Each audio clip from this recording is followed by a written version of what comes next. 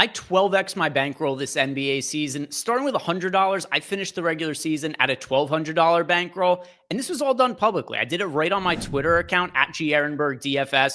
All of the bets, they were posted publicly. It included what the odds were, what the amount wager was going to be on each bet, and also what book the bet was being placed at. And none of these bets were coming from my own knowledge. It was all using the OddsShopper Portfolio EV tools. And in this video, I'm going to walk you through the process of how I find the bets that I place each day. And this is going to help you to simply follow the steps that I have taken so that you could find the same success using these tools for yourself. To sign up for the OddsShopper Portfolio EV tools, simply go through the link down below in the YouTube description box and check out the promo code THREAD. That's THREAD in all capital letters, and that is going to get you 50% off your first payment on OddsShopper Portfolio EV.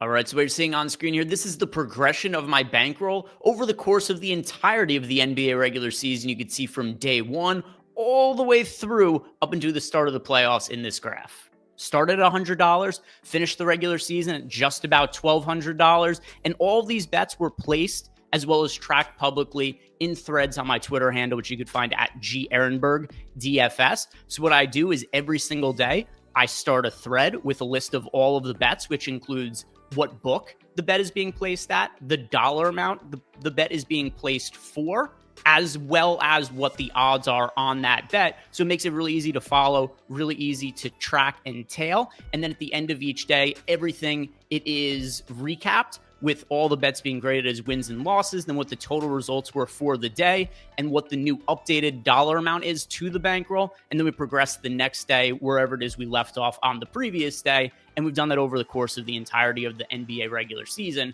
Now, here are the steps that I take to find the bets that I'm placing for my thread each day. And it starts with the Portfolio V tools, but we're going to begin this at ground zero as if we had no portfolios built on the site at all. And where I like to start is in the Portfolio Lab.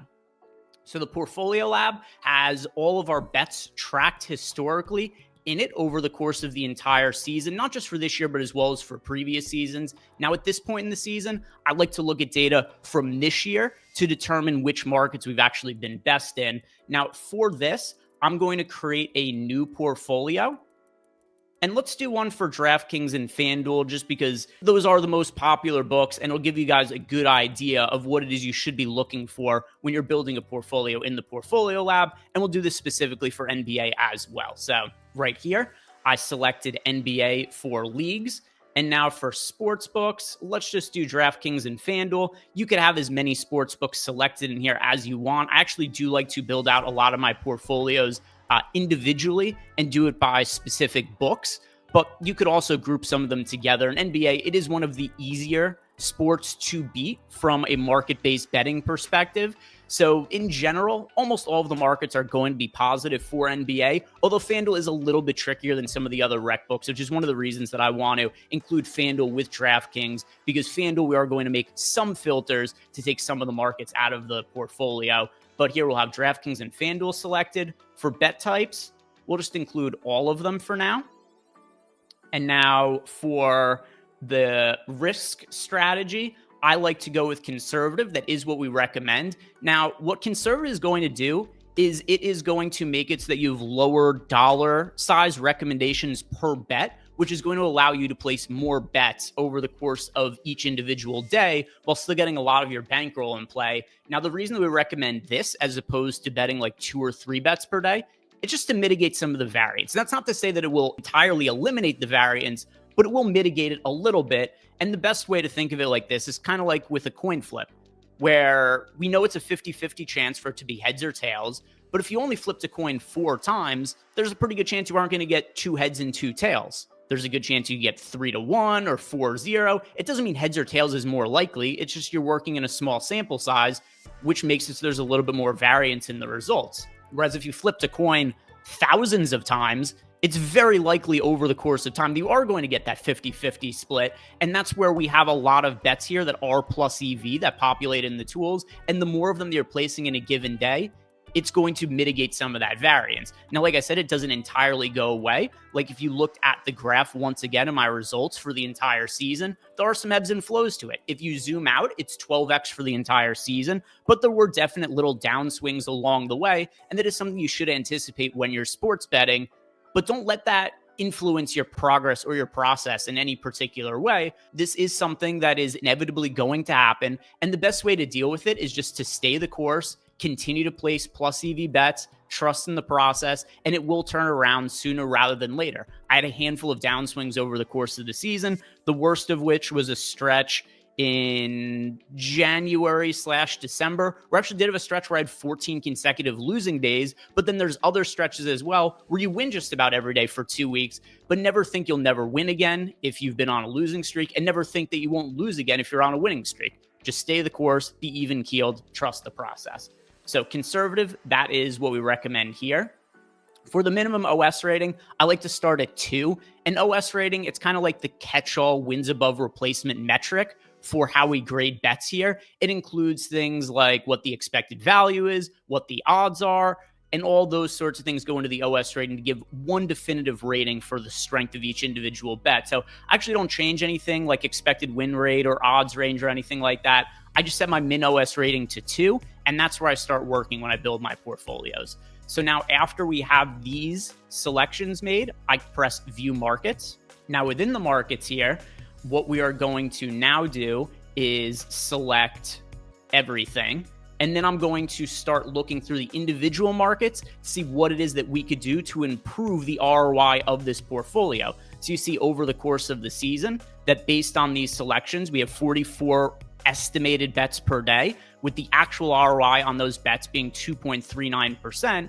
But we're going to go in and make some changes here. So now for starters, when it comes to these individual markets on DraftKings, you'll see DraftKings a little bit of a softer book.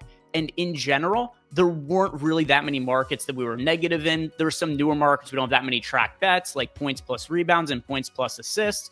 So we could remove these, but it's not going to make too big of a difference overall in our expected results or in our expected ROI or estimated bets. So for DraftKings, just going to kind of leave it as is. It's an easier book to beat. Now, FanDuel, you'll see here that of all the markets selected for FanDuel, it's actually a negative 1.7% ROI, but we can make some changes in here right now to make FanDuel a positive book to be betting on, because there are some markets that are softer on FanDuel, whereas there are other markets that are really difficult to beat, and those are the ones I removed from my portfolio. So things like points, rebounds, they performed fairly decently on FanDuel this year. Points was about neutral to slightly positive, whereas rebounds, a really strong market to be betting, 9.6% ROI for the season. Then you see some of these other markets like points plus rebounds, it had a negative 4.5% ROI. Threes were hard to beat on FanDuel. Assists are hard to beat on FanDuel. So as we deselect these individual markets, you'll see our actual ROI for the portfolio has started to go up now, because we're removing some of the bets that didn't perform all that well, that we weren't beating with our algorithm on FanDuel this season. So now once we remove these markets, you'll see that we now have a portfolio built where we're expected to have 32 recommended bets per day with a 5.01% ROI. So in the process of weeding out some of the markets, we've just about doubled the expected ROI of the bets that we're going to be placing here. Now, after this is done, press Save Portfolio, and we'll create a portfolio name here. Let's just call it NBA Thread. And then when you have that portfolio saved, and you go back to the top bets page, you'll now be able to select that portfolio,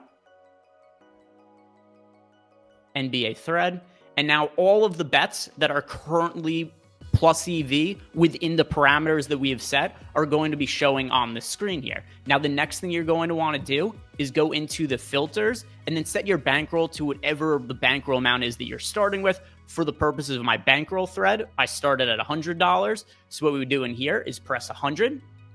If this was the exact same process we were doing, and then you see there's a handful of bets here. And because we only have $100, you'll see the bet size just $1 each for each of these bets. But But if we did have it set at, say, $1,000, then it does scale based on the size of your bankroll and the strength of these bets. So then these are $8 each for these bets. So this is also where it's really important to update your bankroll for each individual day. Because let's say you start with $1,000 and then maybe you make $50 in your first day. Then what you do is you go back in, you set this to 1,050, and then the bet size scale as your bankroll grows as well. So what this is going to do is it is going to make sure that not only are you placing winning bets, but you're also scaling them as your bankroll grows to give you the chance to actually optimize and see real significant growth to your bankroll. And this is what I did over the course of the NBA regular season. Every day, track these bets. And this is how I was able to grow a $100 starting bankroll into $1,200. And you can do the exact same thing by using these tools and following these steps. If you found this video helpful, like the video, subscribe to the YouTube channel, and don't forget that you could sign up for these tools and get yourself 50% off with the promo code THREAD. Good luck.